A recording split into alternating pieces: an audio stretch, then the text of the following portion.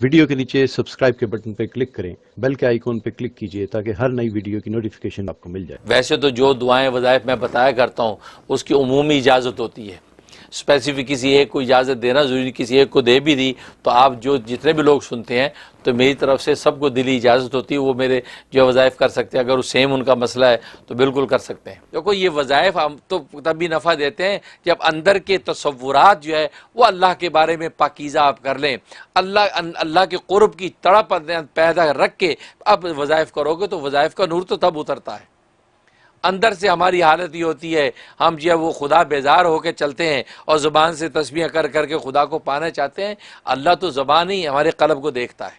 Chef کے حوالے سے اس میں تو آپ تمام ناظرین نوٹ کر لیں کہ میرا خیال نہیں کہ کوئی وظیفہ ایسا ہو کہ جہاں درود شریف نہ ہوتا ہو۔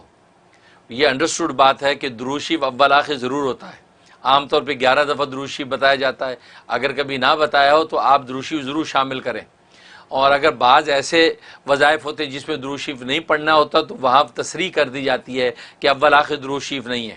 بس اوقات بعض دشمنوں کے لیے پڑھا جاتا ہے اور غیظ و غضب کے لیے پڑھا جاتا ہے، بعض وظائف ایسے ہیں کوئی کڑوی چیز منہ میں رکھ کے پڑھی جاتی ہے، اور درود شریف تو رحمت للعالمین کا تذکرہ ہے تو وہاں غضب میں رحمت کو کیوں ملائیں؟ اس لیے وہاں جو ہے مشائخ سلسلہ کہتے ہیں درود شریف نہ پڑھیں، یہ غیظ و غضب کے ساتھ جو ہے آپ یہ ورد کریں تاکہ اللہ کا غضب اس دشمن پہ ٹوٹے،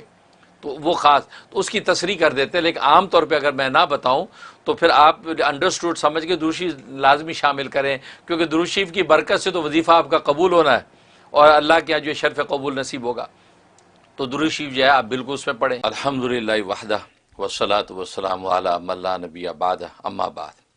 آج ہم بات کریں گے اللہ تبارک و تعالیٰ کے اسماء الحسنی میں سے 35ویں نمبر پر، 35 جی 35 جی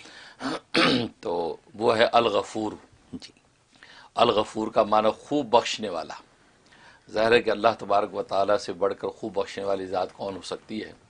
کہ ظاہر ہے کہ جس کو بخشنے پر کوئی فائدہ نہیں ہے، نہ بخشنے پر کوئی نقصان نہیں ہے، تو جی بھر کے بخشتا ہے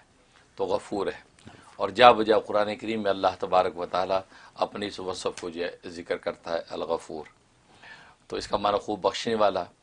اور یہ عجیب و غریب نام ہے، اس کے بڑے عجیب و غریب فضائل و فوائد ہیں، جہاں کیونکہ الغفور جو ہے اس کی عدد ہے 1286، 1286، 1286 ہاں، اور اس کا عدد اوسط جو ہے یہ عدد کبیر ہے، اور عدد اوسط اس کا ہے 17، جی اور عدد جو صغیر اس کا 8 ہے، 8، جی کیونکہ ہر 8 دن کے بعد جو ہے کوئی لطیفہ غیبی ظاہر ہو سکتا ہے کہ انسان جو ہے وہ ظاہر ہے کہ بس اوقات انسان دیکھتا ہے کہ مال و دولت کے سارے اسباب موجود ہیں، دکان چل رہی ہے، مکان ہے، سب کچھ ہے، لیکن برکت نہیں ہے، بالکل ہینڈ ٹو موت ہو جاتا ہے آخری مہینے میں، کہتے ہیں یار پتہ نہیں اتنی لمبی بڑی تنخواہ کہاں چلی جاتی ہے، تو برکت نہیں، تو اس کو کہتے ہیں مال کی برکت اللہ نے کھینچ رکھی، برکت نہیں، اس وجہ سے ایسی احوال ہے۔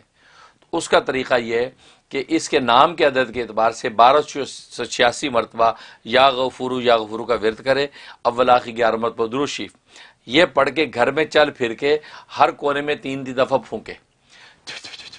یہ،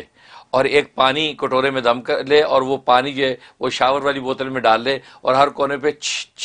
3 چھینٹے، ہر کونے میں، گھر کے ہر کمرے کے، اس میں باتھ روم کا کونا تو باہر کی طرف، اندر نہیں، بات کرے۔ اس طرح اگر دکان ہے تو دکان کے 4 کونوں میں 3 دفعہ وہ چھینٹے مارے اور پھونکے یہ، اور یہ 41 ڈیز پابندی سے کر لیں، آپ دیکھیں کہ مال میں ایسی برکت ہوگی کہ سمجھ میں نہیں آئے گا کہ مال خرچ کہاں کرے، ایسی تاثیر ہے۔ تو یہ مال میں برکت کی جی یہ ایک ایسی بات ہے